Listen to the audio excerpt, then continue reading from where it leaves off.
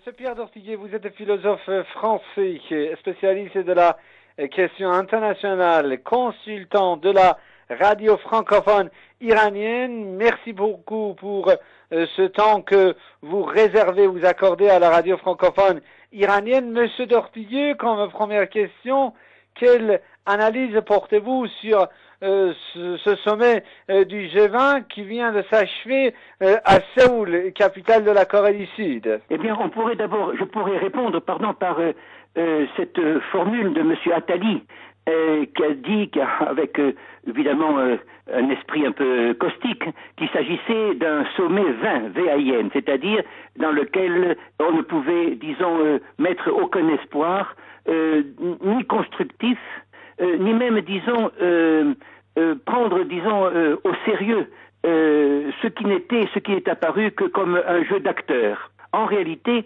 derrière cette réunion se trouve un affrontement très sérieux entre la Chine, d'une part, les Allemands aussi, et les États-Unis.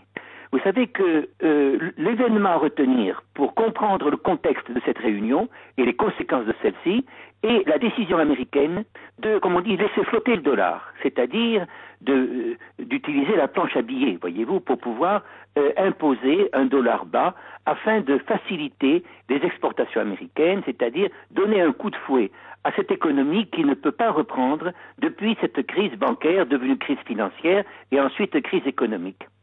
La Chine, avant cette réunion, était montrée du doigt car elle ne voulait pas, disons, abandonner sa protection de la monnaie nationale. C'est-à-dire que les Américains, vous le savez, et ceux qui autour d'eux, disons, ceux qui gravitent dans le même sens financier, reprochaient à la Chine de ne pas, disons, relever le taux de sa monnaie.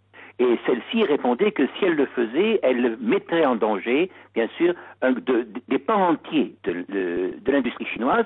Et en même temps, des observateurs faisaient remarquer que la Chine ne profite pas du prix de son yuan aujourd'hui, car elle passe par de nombreux intermédiaires, dont des intermédiaires américains, pour pouvoir écouler ses produits.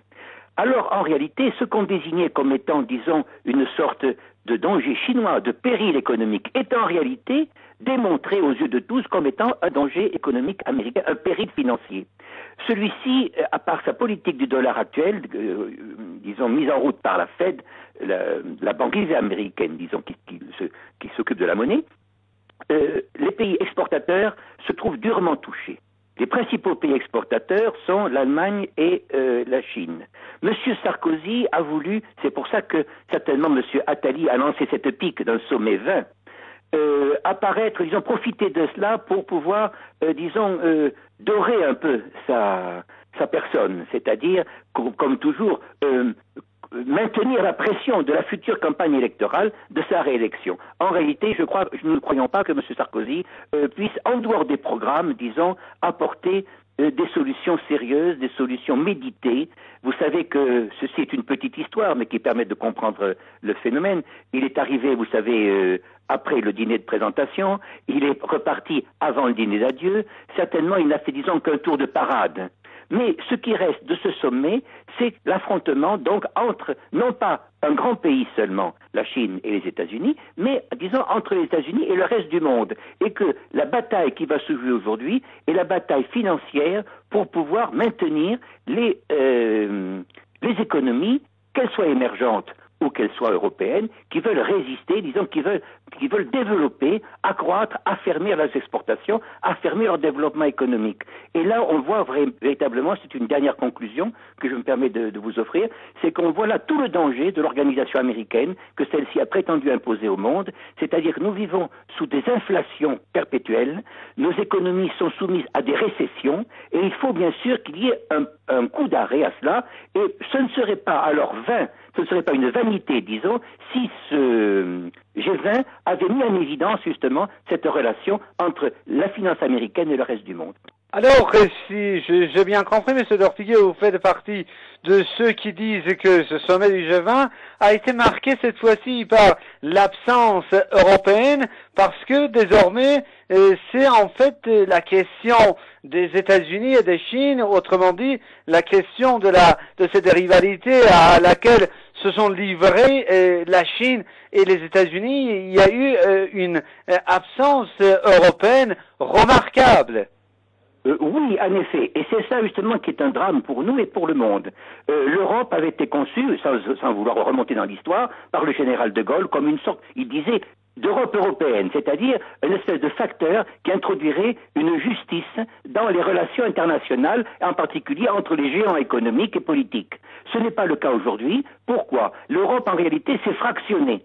Vous avez la locomotive européenne, comme on dit, qui est l'Allemagne, qui fonctionne toujours, mais qui se trouve isolée aujourd'hui, alors que la plupart de ses partenaires ont défendu une politique américaine, que ce soit, disons, de laisser aller du point de vue de l'État, du point de vue des déficits, et aujourd'hui, l'Allemagne elle-même essaie de résister. Vous savez